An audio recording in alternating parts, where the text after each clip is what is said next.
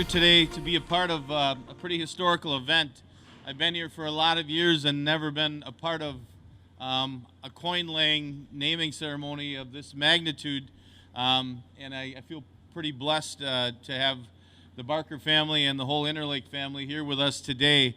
There are many special customers, but the personal touches that this relationship through Interlake and Bay Shipbuilding has made through all the years is quite gratifying to me personally. So I'd like right now to introduce a few folks here. The chairman of board, James Barker, and his wife, Kay. They've joined us on many occasions for christenings and rededication of the Kay Barker, the namesake of course, Jim's wife, Kay. Mark and his two children, Eli and Luke, they were part of the coin setting ceremony here previous. And then Mark's brother, Jim, who was part of the Great Lakes team back some 20 years ago and got to know Bay Ship fairly well. So I will now turn the microphone over to Jim for a few words. Hello, workers of Bay. We thank you for all your work and your dedication to this project. Kay and I are glad to be back among you here at Bay Shipbuilding. We've been back many times. I'm glad to be here today for the official laying of the keel of Hull 788 and to announce the future naming of this vessel. First, I'd like to recognize Todd Thays for the general manager of the shipyard, and Amelia Ott, who's the project manager. We expect that we'll get the same high-quality ship that you always do, and we appreciate your work. I should also recognize Bay Engineering, and who did all the working drawings for this ship. Both the American Bureau of Shipping and the U.S. Coast Guard are assisting in this project. This is an important moment in the history of the Interlake Steamship Company. The last ship we built was what is now the PRT in the 1980s. However, during the last 15 years, we have spent over $300 million on upgrading the fleet from re-engineering to scrubbers, but this ship is more than the steel that we see around us. This ship represents the Interlake's determination to be an active and responsible participant in all aspects of the Great Lakes trade. We were originally just an ore carrier, or ore company, but then we moved on to stone and coal as valued commodities. And this ship will be a new venture for us. It will be salt. Because it's salt, it's going to be a complicated ship, and we're meeting the strict requirements of our customer, Cargill. But this ship was not built by chance. A dedicated group of professionals worked for over 6 years with Cargill to meet their requirements. It started with Brendan O'Connor bringing in the Cargill team to meet with us. That was followed by Ian Sharp putting pencil to paper and coming up with his first ideas. It was a magnificent job, and Ian, we really appreciate what you've done. Phil Moore, head of engineering, also provided excellent counsel.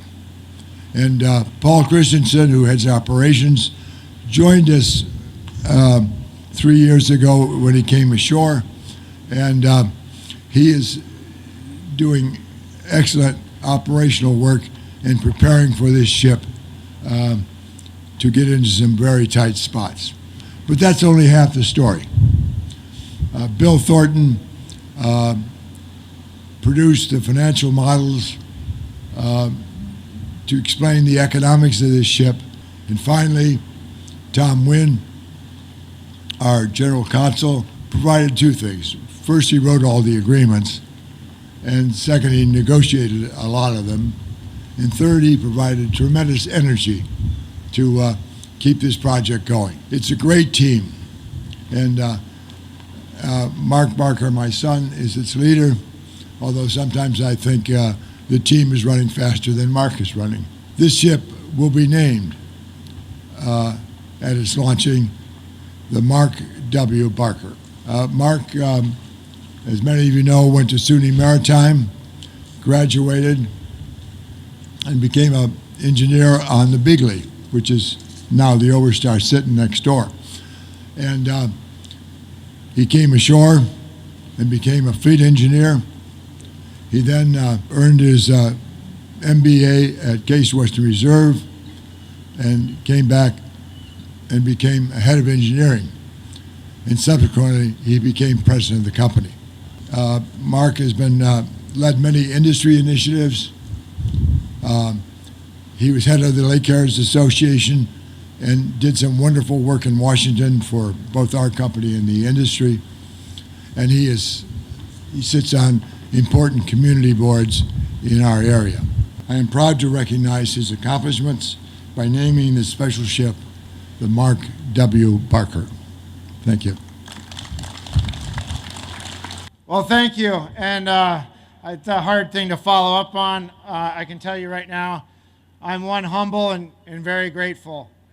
This is an incredible moment. And truthfully, really what this ship represents, even though it will bear my name, it really represents an incredible team and company and a lot of effort that is done to support the company by all of our employees. So while I'm humbled and grateful to have a ship that will eventually be named after me, I'm truly thankful for all the employees of Interlake Steamship and my management team that really works so hard next to me every day to do what we do. You know, this is a great industry, the U.S. merchant fleet, and what supports that is all our partners like this shipyard that we've had for so many years. I first walked in this shipyard probably in 1996 and worked here many years and was mentored by many people that have worked here working on these ships and repairing these ships. And now it is just absolutely amazing that we're here to build a ship. And it is a long time in coming, but it, again, I think as my dad said, it shows our support for this industry and this Great Lakes trade. It's truly amazing to have a ship that's built here in Wisconsin, made from steel from Indiana, that was made from iron ore, mined in Minnesota, with U.S. crews, U.S. workers, U.S. miners, all doing this for our great country. So I think this is just an amazing story and it's something I'm absolutely privileged and so proud to be a part of as we continue the long tradition in this country of building and running and operating the U.S. fleet. So thank you to all here that work so hard to support what we do on the Great Lakes, and not only in the Great Lakes, but on the oceans, as you've all built many of our tug barge units with Moran, our sister company, as well. So thank you. We look forward to being back here when we launch this ship in a year, over a year. And thank you for all you do. Please be safe, and thank you. One thing I didn't, if you notice, we talked about the coin ceremony. The coin ceremony that we did is we collected a bunch of coins from individuals and we laid it under the keel. It's a tradition that goes back thousands of years, actually to Greek mythology, and it is to payment for those who sail on the ship that may perish. So it's something that you do to make sure you honor those who work on this ship and as it goes forward in its life. So those coins will be squished, mushed under this keel, and then we'll retrieve them. So that's what was going on earlier, and it's a part of an old tradition.